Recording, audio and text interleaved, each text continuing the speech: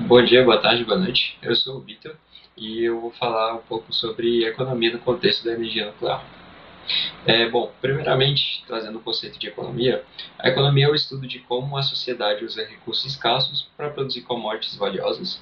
Commodities são matérias-primas de origem agropecuária ou de extração mineral com pouca industrialização e a distribuir entre diferentes pessoas.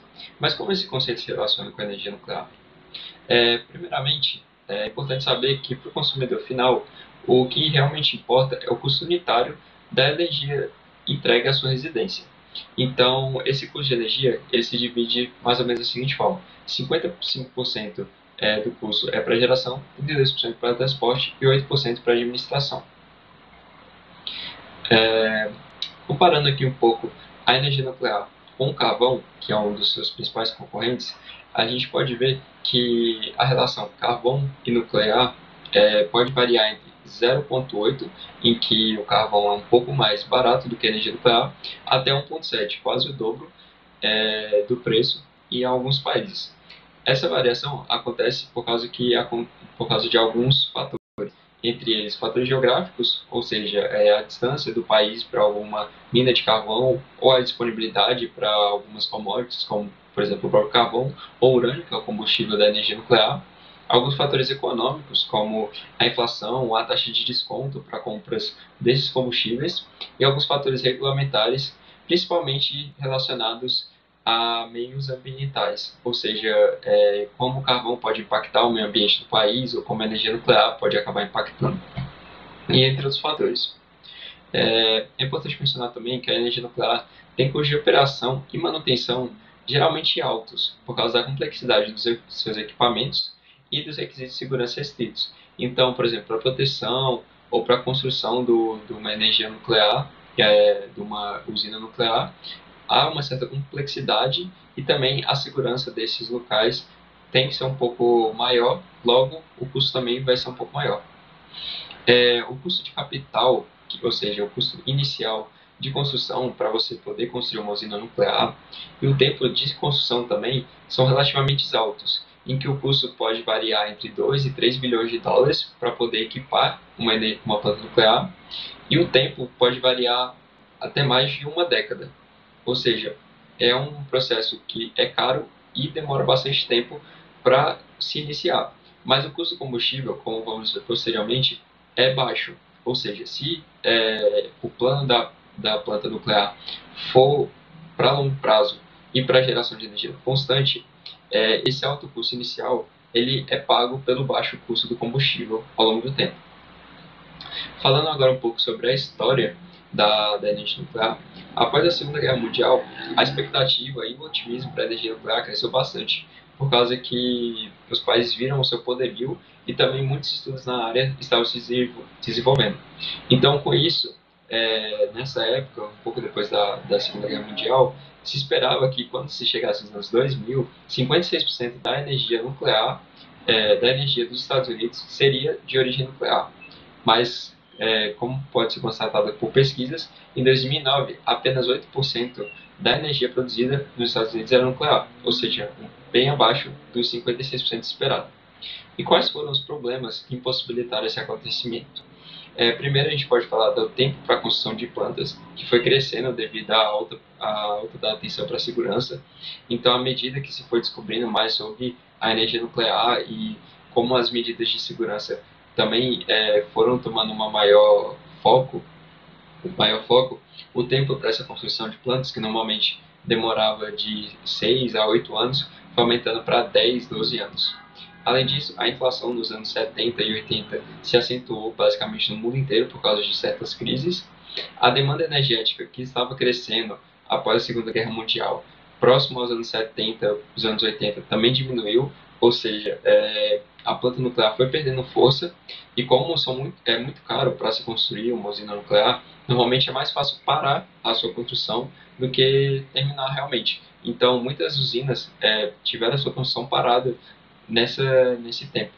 E também movimentos ambientais e a mídia que atacou um pouco a energia nuclear após acidentes, como por exemplo de Chernobyl, reduziu a confiança do público na energia nuclear.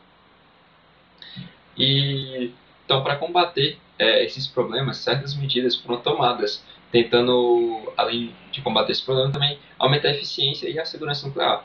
Então, assistência computadorizada, sistemas experts e controle digital de plantas nucleares foram tecnologias implantadas nas usinas nucleares para poder se ter um status melhor do que está acontecendo na usina ou dar alguns comandos de forma automática. Além disso, a renovação de licença para as plantas nucleares também ajudou bastante no quesito de que antigamente uma licença ela durava, por exemplo, até 20 anos. Então, depois disso, a usina nuclear ou seria descontinuada ou teria que passar por um processo de nova construção ali, de reformas. Mas, após essa renovação da licença, a usina poderia funcionar por mais tempo sem tal necessidade. Com isso, atualmente, líderes notaram que o poderio nuclear não contribui para a poluição ou aquecimento global.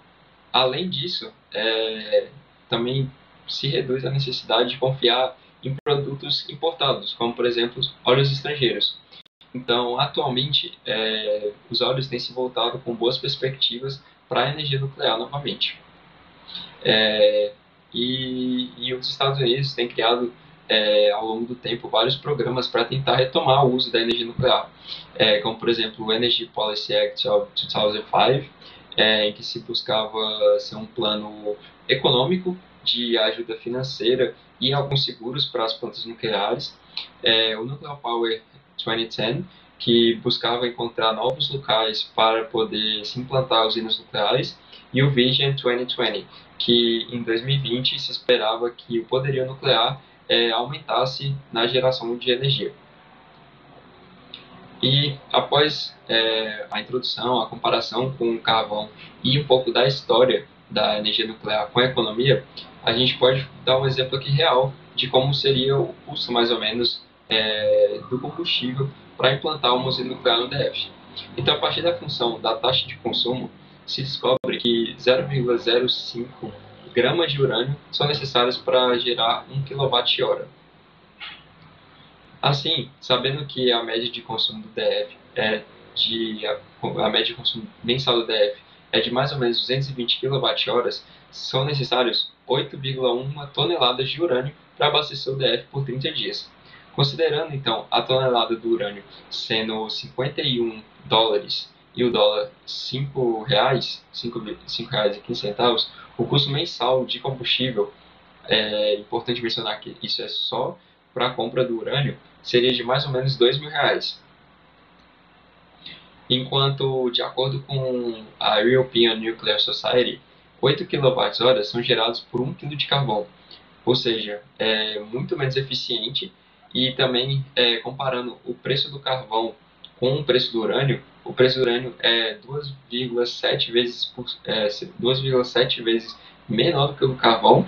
E com isso, esses cálculos, a gente pode chegar na conclusão que a energia nuclear é 41% mais eficiente que o carvão, ou seja, gera o mesmo tanto, para gerar o mesmo tanto que o carvão, se gasta 41% a menos. E é isso. Se tiver alguma dúvida, pode comentar no vídeo as referências bibliográficas. E eu agradeço pela atenção.